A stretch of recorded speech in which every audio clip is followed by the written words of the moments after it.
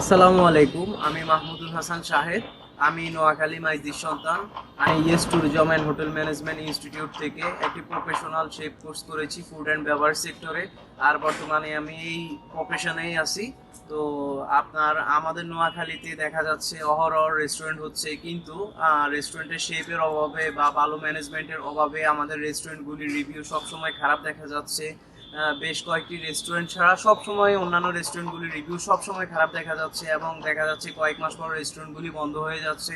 তাছাড়াও নোয়াখালীতে এখন দেখা যাচ্ছে অনেক অনেক উদ্যোক্তা, কিন্তু হচ্ছে আপনার অনেকেই হচ্ছে সঠিক নিয়ম জানে না, সঠিক নিয়ম মেনে কাজ করতে জানে না।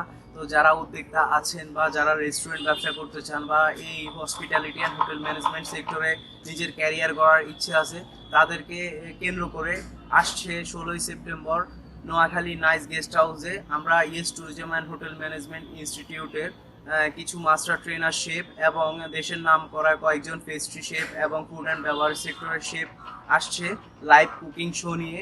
আপনারা যারা এই সেক্টরে আগ্রহী বা যারা উদ্যোক্তা হতে চান, তারা অবশ্যই আমাদের নিচে দেওয়া লিঙ্কে তাড়াতাড়ি ক্লিক করে রেজিস্ট্রেশন করে নিন। ধন্যবাদ। আসসালামু আলাইকুম।